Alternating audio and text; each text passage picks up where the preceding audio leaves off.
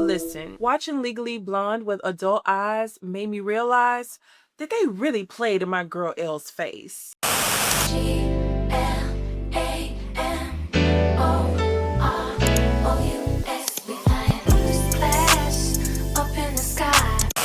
It's been a very long time since I watched this movie, and I remember it being, fun and bubbly, a cute little watch. Nothing too crazy. I realized pretty quickly that a lot of these characters stayed insulting Elle's intelligence. The absolute nerve. With that being said, while watching this movie, I noticed some things, and I have my thoughts. But before we get to that, it's time to recap, so let's get into it.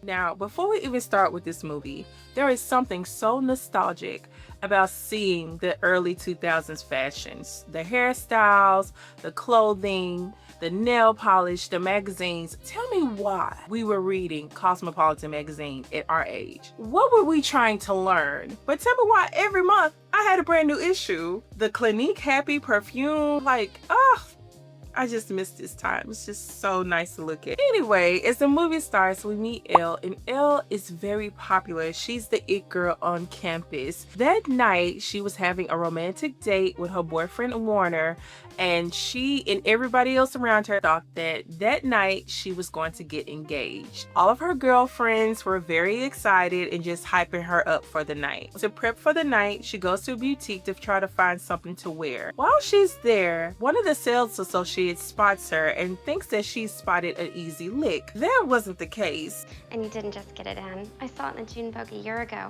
So if you're trying to sell it to me for full price, you picked the wrong girl. If Elle didn't know anything else, she knew her fashion. Now, it's clear at this point that Elle is not typical dumb blonde. She's very smart and aware. But we fast forward to her romantic date with Warner, and everything is going good until Warner brought up how he was going to Harvard and that he needed to be more serious and that his family expected so much from him and that he was looking for something a little different. Pooh Bear? I think we should break up.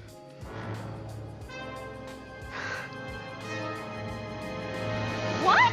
Now, of course, Elle was in shock because remember, everybody, including her, thought that night she was going to get engaged, but everybody was wrong. And now she wanted answers because this didn't make sense. Elle, if I'm gonna be a senator, well, I need to marry a Jackie, not a Marilyn. So you're breaking up with me because I'm too blonde? No.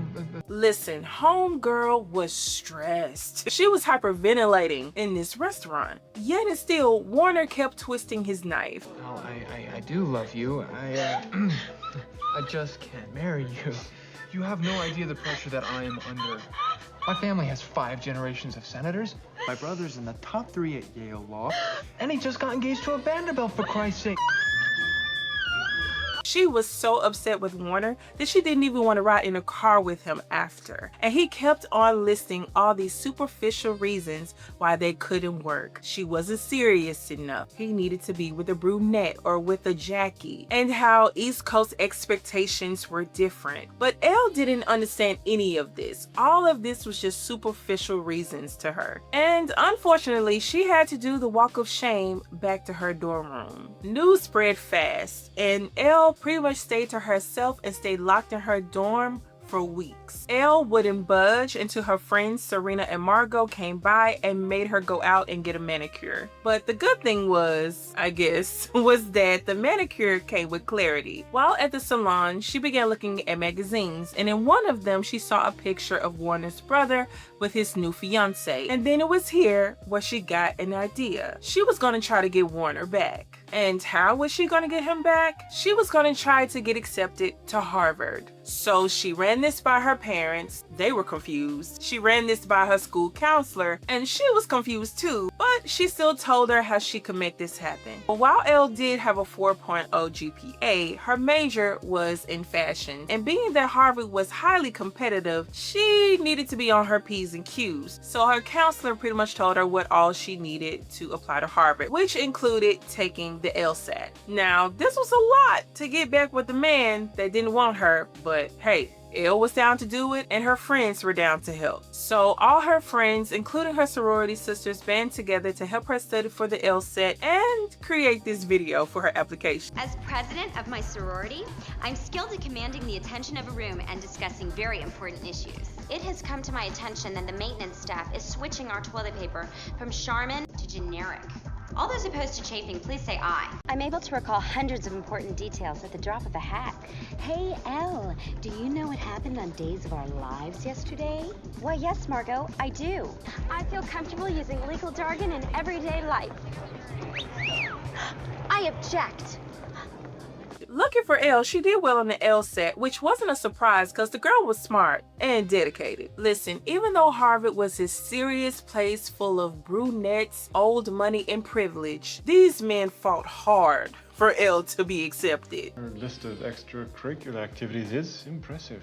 She was in a Ricky Martin video. Clearly, she's interested in music. She also designed a line of faux fur panties for her sorority's charity project. She's a friend to the animals as well as a philanthropist. Welcome to Harvard.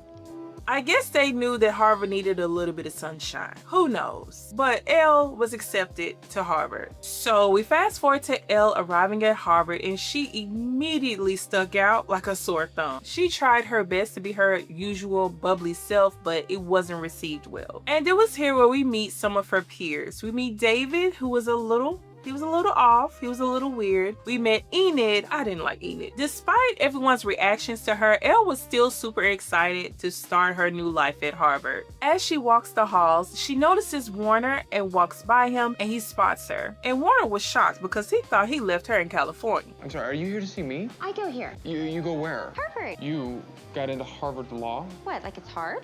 We fast forward to Elle attending her first class, and it was here where she realized that she wasn't as prepared as she thought. Now, Elle never ran from a challenge, but Harvard was going to be very different. She's immediately singled out by her professor. Elle wasn't aware that there was some material that she had to read before the first day of class, so the professor decides to make an example out of her. Do you think it's acceptable that Ms. Woods is not prepared? No. Would you support my decision to ask her to leave class? Absolutely. Now, remember, Elle was not used to this kind of treatment. She came from an environment where she was popular, she was loved, and everybody enjoyed her personality and how she was. So this probably felt like rejection in a way. She goes outside to cool off, and this is where she meets Emmett. And while she vents to him about what just happened in her class, he lets her know how their professor is and what to expect. And he even tells her about her other two professors and how to make a good impression. She thanks him for this, but before they could talk, Warner walked up to her. As she's talking to Warner, the same chick from class walks up on the both of them. She places her hand on Warner's shoulder, showing off her boulder of a ring. Oh, hi. Vivian Kensington. Do you know her? She's, I'm his fiance. Warner told me all about you. You're famous at our club. Now, why was she famous at your club though? So y'all just sitting around talking about the girl instead of planning your wedding? To stop herself from having a breakdown, she runs to the nearest nail salon, and this is where she meets Paulette. So as she vents to Paulette, they start trading these stories about their exes and what they went through. Paulette had a bad breakup as well. Her ex kicked her out of their home and wouldn't even let her have her dog. With Paulette being a high school dropout, she didn't feel like she had many options. As they continue to talk to each other, the UPS guy comes in, and it's clear that Paulette has a big crush on him. She gets nervous, she starts stumbling over her words, and then she just gets flustered. As Paulette thought about their situations and what they had just been through, she gave Elle some advice to steal Warner back. This was not good advice, but Elle ran with it. We fast forward to Elle going to another one of her classes where she's made the butt of the joke yet again. Would you rather have a client who committed a crime malum in se or malum prohibitum? Neither. I would rather have a client who's innocent. Ms. Kensington, which would you prefer? Malum prohibitum. Now, her ass was way too focused on Elle and making her mad. Baby, stare at that ring and be happy. Elle follows Warner around campus. She even sets up shop in front of him while he plays football with the guys in this frilly little outfit. And then she tried to join his study group with his fiance and their friends. I'm not sure why Elle thought this would work. Listen, Vivian shut that down super quick. And then Enid added her 2 cents. Hey, maybe there's like a sorority you could like join instead, like. You know, if you had come to a rush party, I would have at least been nice to you. Is that before you voted against me and then called me a dyke behind my back? Don't use that word. You must have heard it from Vivian. Listen, everybody was dogpiling on poor Elle. And again, she was not used to this type of treatment. Sis was feeling down. She had to call back home and call her girls to get her mind back right. Turns out one of her friends, Margot, had gotten engaged, and in her excitement, she asked Elle if she was closer to getting her ring. Elle didn't want to bring the mood down, so she told her that she was still working on it. And if the scene with the whole study group in the library wasn't bad enough, Elle overheard someone in the hallway talking about a party, so she came outside only to find out that it was Vivian who was telling everybody about the party. So Vivian tells her that it's a costume party and that she's free to come, and so Elle does. But when she shows up to the party, surprise, surprise, it wasn't a costume party. So Elle was looking crazy in her bunny costume. She still looked good though. And again, Elle should have been cautious about this. Like, if you know this girl doesn't like you, why would you go to the party? Why would you want to be around her? Why would you think that she would have good intentions for you? But again, Elle is coming from another world where things were pretty different. But she spots Warner and she tries to talk to him, and he pretty much lets her know that he thinks that she's not smart enough, that she's in over her head, and that she should go back home to California. Come on, you're never gonna get the grades to qualify for one of those spots. You're not smart enough, sweetie. Wait, am I on glue, or did we not get into the same law school, Warner? We took the same LSATs, and we're taking the same classes. I know. You can do something more valuable with your time. I'm never gonna be good enough for you, am I? And it was here where she realized that Warner wasn't the guy. No matter what she did, no matter how she looked, no matter how she presented herself, Warner was never going to love her the way that she deserved to be loved. And with this, Elle decided to do her big one. So she took her ass to the library, bought her a MacBook. I miss when Apple was giving us products like this. Apple used to be so fun, different, and innovative. Now they're just boring. It's just not the same. It was here where Elle became very serious about her studies, because what Warner wasn't gonna do, play in her face. And for once, she wasn't made to be the butt of the joke in her class. You filed a claim. What next? Ms. Woods? Don't you need to have evidence? Reasonable belief that your claim should have evidentiary support? And since Elle's confidence was coming back, she decided to do a good deed for her friend Paulette. So she drove Paulette to her ex's house. She encouraged Paulette to stand up for herself, but when she saw her girl slipping, she had her back. I'm Elle Woods, Miss Bonafonte's attorney. You and Miss Bonafonte had a common law marriage. Heretofore entitles her to what is legally referred to as equitable division of the assets. Come again? Miss Bonafonte is entitled to full canine property ownership and will be enforcing said ownership right now. I'm taking the dog, dumbass. And this is when Elle realized that this was her purpose and her passion. This is something that she really could do. And the next day during class, she impresses her professor. Unless the defendant attempted to contact every single one-night stand to determine if a child resulted in those unions, he has no parental claim over this child whatsoever. All masturbatory emissions where his sperm was clearly not seeking an egg could be termed reckless abandonment. I believe you've just won your case. After class, Callahan insists that she apply for an internship where she would assist him in a high-profile case. So she applies, and surprise, surprise, my girl gets it, much to Warner and Vivian's dismay. Do you remember when we spent those 4 amazing hours in the hot tub after winter formal? Yeah, no. This is so much better than that. Excuse me, I have some shopping to do. 4 hours.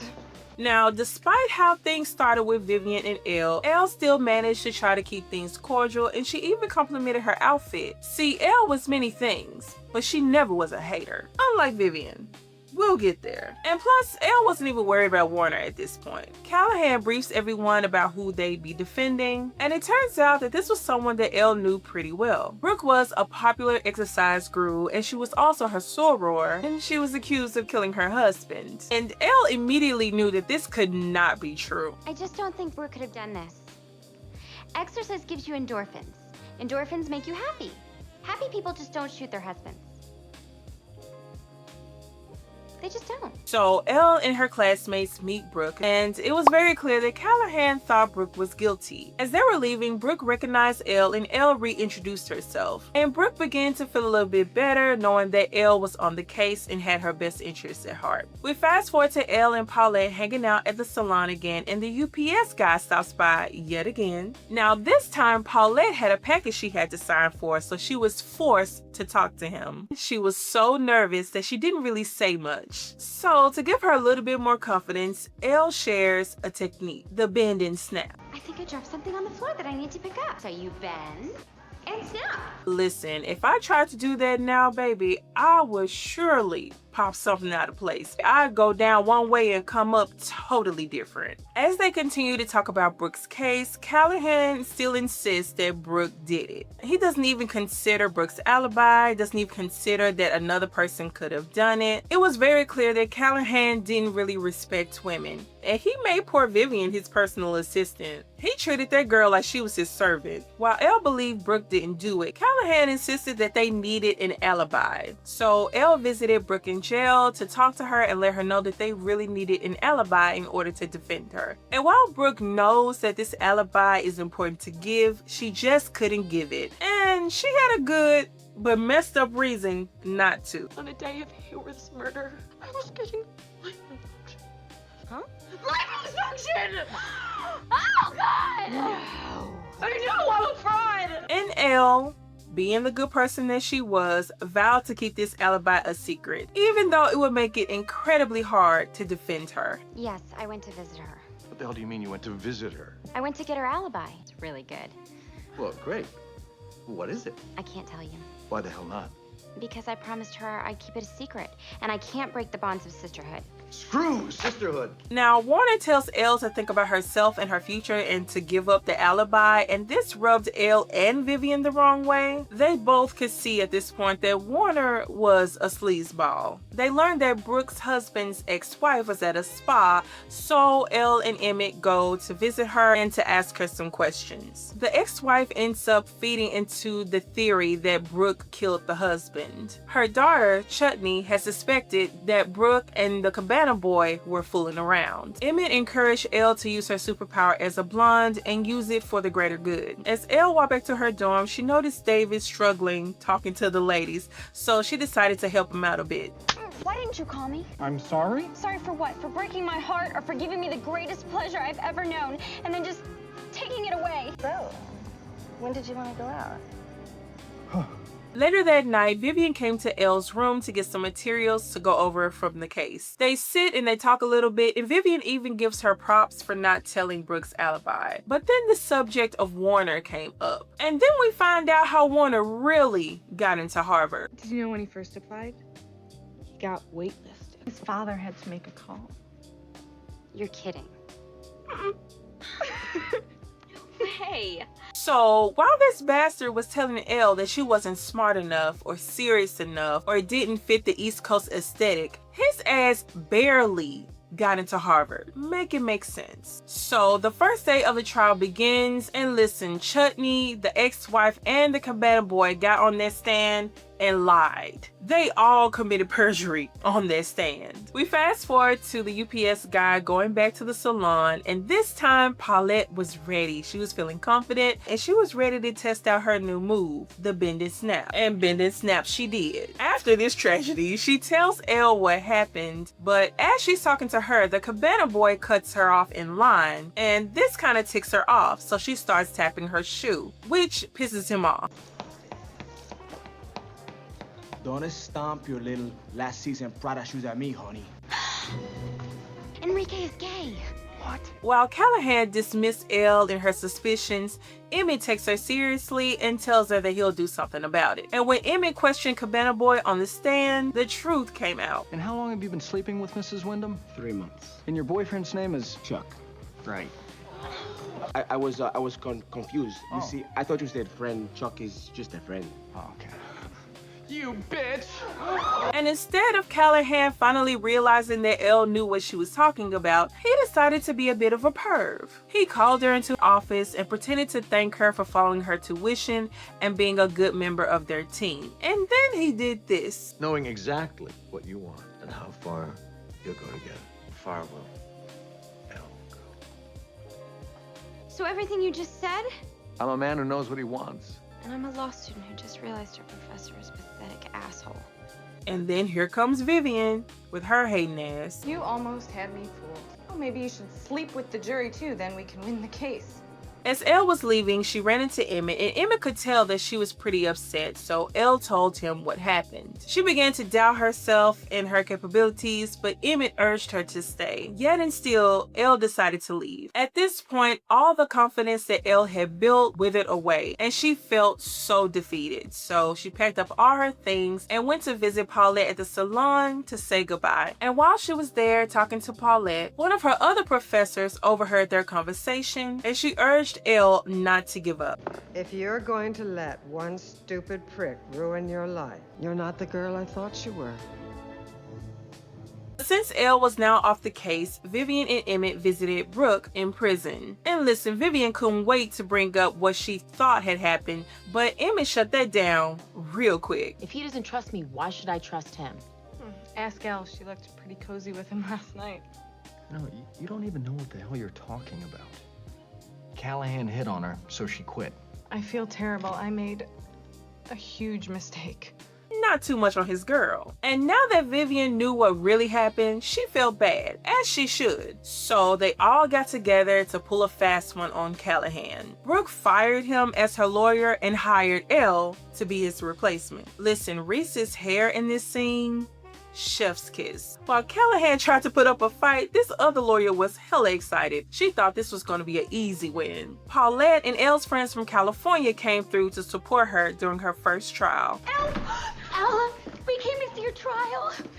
Oh, look how cute. There's like a judge and everything. Now, things did start off rocky. Elle was nervous. She was a bit unsure of herself. She didn't know if she was quite ready, but Emmett continued to assure her, and then slowly and surely, Elle hit her stride. Because isn't it the first cardinal rule of perm maintenance that you're forbidden to wet your hair for at least 24 hours after getting a perm, at the risk of deactivating the ammonium thioglycolate? And if in fact you weren't washing your hair, as I suspect you weren't because your curls are still intact, wouldn't you have heard the gunshot? And if in fact you had heard the gunshot, Brooke Windam wouldn't have had time to hide the gun before you got downstairs, which would mean that you would have had to have found Mrs. Windam with a gun in her hand to make your story plausible. Isn't that right? I didn't mean to shoot him. I thought it was you walking through the door. Oh my God. Oh my God. Oh my God.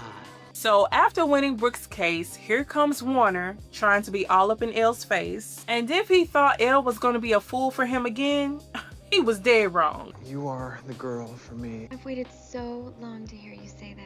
But if I'm going to be a partner in a law firm by the time I'm 30, I need a boyfriend who's not such a complete bonehead. Oh, he thought she forgot. Poor little Ting Ting. We fast forward a few years to Elle graduating along with David, Enid, Vivian, and Warner. Vivian ended up dumping Warner and becoming best friends with Elle. I keep one eye on her. Warner graduated without honors or any job offers. Paulette ended up marrying the UPS guy, and they were expecting. After Brooke's trial, Emmett quit Callahan's firm, and at this point, he and Elle had been dating for 2 years. And that night, surprise, surprise, he planned to propose. And this was the end of the movie, and here are my final thoughts. This movie is such a reminder to never let anyone play in your face or insult your intelligence. Because the absolute nerve of Warner to sit there and tell Elle that she wasn't serious enough, that she wasn't smart enough. Meanwhile, he got into Harvard off of the strength of a family favor. The breakup didn't just hurt Elle, it made her doubt herself. It made her forget who she was. Elle had a 4.0 GPA, and I don't care what the major is. That's not easy. She was observant, emotionally intelligent. She uplifted people, defended people, complimented people. Because she was blonde, bubbly, fashionable, and different, suddenly none of that mattered. Moving to the East Coast and being rejected the way that she was had to be a culture shock. She came from a world where she was adored. Then she lands in a place where she's the joke. So of course she started questioning herself. Am I smart as I thought I was? Am I capable? Did I even deserve someone like Warner? But what I love about Elle is that once she realized Warner was never going to take her seriously, and neither was anybody else, she stopped trying to win them over. She locked in. And when she locked in, her confidence came back. And when her confidence came back, she didn't just level up herself, she poured into other people too. Paulette found her voice, Vivian stopped hating and started respecting. Even Emmett saw her for who she really was from jump. Another thing that stood out to me was how much emphasis there was on Elle's appearance. The men loved downplaying her capabilities, but they didn't mind objectifying her. Warner didn't think she was serious enough to be his wife,